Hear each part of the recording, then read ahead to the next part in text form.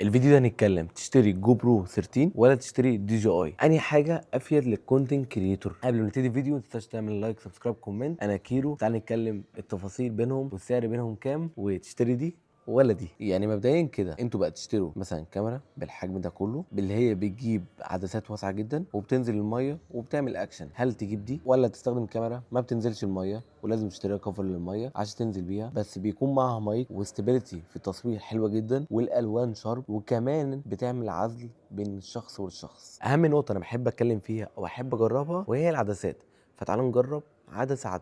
الجو برو فيها عدسات بالهبل، اما الدي جي اي هي ما فيهاش غير عدسه واحده وفيها الترا وايد. ده الفرق بينهم هما الاثنين، وده الفرق شاسع حرفيا في صناعه المحتوى. وزي ما احنا عارفين ان الدي جي اي دي بيجي معاها مايك دي جي اي برضه، وهو المايك ده دي جي اي 2 بيجي معاها في علبه الكومبو، ودي اكتر وسيله حلوه جدا. يعني من الاخر كده المايك بيتنقل بالبلوتوث على طول. ولكن يختلف ايه بقى في الجو برو، ودي اكبر مشكله بتواجه الجو برو، ان انت اي حاجه عايز تكبرها لازم تشتري الصوره بتاعتها. عشان تركب مايك للجو برو لازم تشتري الميديا مود بتاعه الجو برو، ودي ثمنها كام؟ مثلا لو دي ب 21 زود عليهم 4000 جنيه تاني عشان تركب وتتحول من دلوقتي من جو برو عاديه لجو برو بالميديا مود عشان المايك يشتغل. وبلس انك برضو المايك ده مش بيساعد قوي، فانت بتضطر تشتري مايك تاني للدي جي اي عشان تركب مايك زي ده وتستخدم كتصوير يطلع منك مايك افضل. اما لو انت هتشوف التكلفه من دي لدي، دي هتشتريها ب 43000 جنيه بالمايك، كل حاجه فيها ميزه وفيها عيوب بصراحه. بس انا بالنسبه لي لغايه دلوقتي بفضل انهي. في ناس بتفضل دي، بس انا بفضل الحاجه اللي هي ممكن في اي وقت حرفيا تبقى معايا، ولكن في اللو كواليتي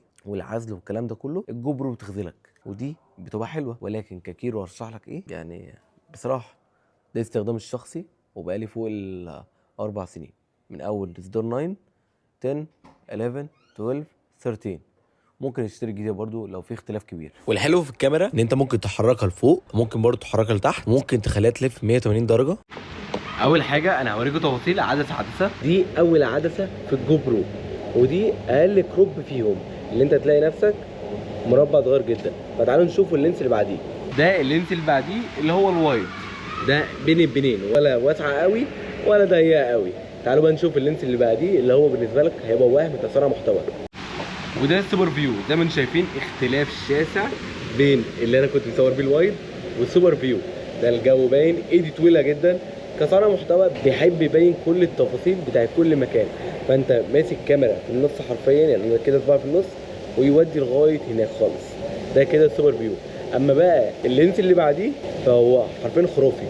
ده اللينس اللي بعديه بقى ده الهايبر فيو. ده اكبر حاجه حرفيا ممكن تتصوروا بيها. زي ما انتم شايفين الكوب حرفيا خرافي. طب ايه اللي بيحصل اصلا في اللينس ذات نفسه؟ اللينسات ذات نفسها مش بتتغير، ولا انت بتركب لينس ولا بتفك لينس، لا هو الكاميرا ذات نفسها بتعمل كروب لللينس، يعني بيصغر بيكبر بيكبر بيكبر، ولكن مش بتغير اللينسات والكلام ده كله، هو حاجه واحده. تعالوا بقى نشوف اللينس الوحيد اللي انتوا ممكن تلاقوه اصلا في الدي جي اي، هو حاجتين بالعدد. الدي جي اي احلى حاجه فيها بقى ان هي فيها حاجتين، الكاميرا بتروح معاك شمال ويمين، وده التراك اللي مش موجود في الجو برو ومش هيكون موجود في الجو برو، لان الجو برو زي ما بتقولوا كاميرا واسعه، لكن دي للكونتنت كريتور شويه او كونتنت كريشن، يعني حاجه من الاثنين، وتنفع جدا في الريكريتور. وفيها حاجه جميله جدا، وايه هي بقى؟ ان في لينس معاها تاني بيخلي الكاميرا وايد. هي مش نفس الوايد بتاع الجو برو طبعا، في اختلاف كبير حرفيا، ولكن زي ما تقول ايه، حاجه بيمشوا بيها الدنيا، او زي ما تقول ايه، هم كده دي جي اي اصلا اوزمو عندهم الاكشن بتاع الدي جي اي، فهم مش محتاجين اصلا يعمل حاجه شبه للجو برو، فمفيش منافسه بينهم هما الاثنين. ولكن كافضل كاميرا هي جو برو ولا دي جي اي بالنسبه لي، كعدسات واسعه والكلام ده كله، كصنع محتوى بيحتاجها لواحد مش مكتبي.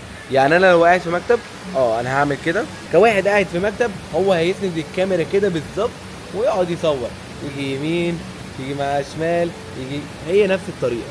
والحلو بقى في الدي جي اي ان هو الكومبو بيجي مع ايه؟ بيجي مع مايك. اول لما تعمل كده تركب المايك بتاع الدي جي اي اللي هو دي جي اي ام 2 متهيألي، وتركب المايك كده يفضل شغال. وده الحلو الصراحه اللي بيجي مع الدي جي اي، انك بتركب مايك او بيجي لك معاه مايك في الكومبو باكج، مايك زي كده، ويبقى صوتك لطيف قوي جدا فيه، ينفع تعمل بيه حوارات ممكن تركب له دي جي اي مايك 2. طب ايه الفرق بينه وبين الجو برو في الحته دي بالذات؟ تعالى اقول لكم كل حاجه. الجو برو رخامتها الحاجه الوحيده ان انت عشان تركب لها مايك لازم تشتري لها حاجات كتيره قوي. اول حاجه لازم تشتري لها الميديا مود، وده ثمنه مثلا هتضيف على الكاميرا 4000 جنيه او 4000 ونص. وتاني حاجه لازم تشتري لها مايك دي جي اي مثلا او اي مايك عامه يكون بكواليتي حلوه زي تسمعوا الصوت ده دلوقتي. اعتقد دلوقتي في فرق شاسع حرفيا. الحلو بقى في الموضوع ان انت ممكن تثبت الكاميرا كده وتمشي بعيد جدا وتفضل تتكلم في المايك، لان المايك ده بيلقط من بعيد قوي. مش عارف هيلقط اكتر من كده ولا لا، بس انا شفت ريفيوهات كتيره ليه ان هو بيلقط اكتر من كده.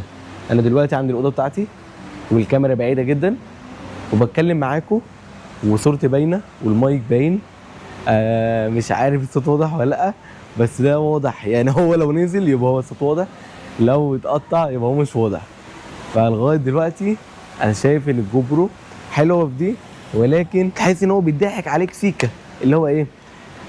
اشتري الكاميرا ب 24000 او 21000، اشتري الميديا مود ب 4000 او 5000 جنيه، اشتري المايك ب 9000 جنيه، فانت اكنك اشتريت الدي جي اي. طب ايه الفرق بينهم؟ ان احلى حاجه في كاميرا الجو برو ان هي مش باينه، هي قد الايد، صغيره جدا.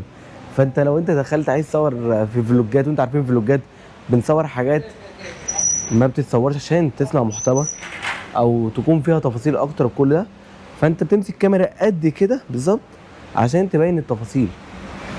فده الاختلاف كبير بين الدي جي اي والجو برو. الحلو برضو في الدي جي اي ان الفيرتيكال بتاعها عامل بالظبط كالموبايل، يعني نفس مساحه الموبايل بالظبط. انا دلوقتي بصور فيرتيكال مش بيصور عرض. الجو برو بقى فيها ممكن تصور عرض في نفس الوقت، ممكن تكت الفريم وتخليه فيرتيكال.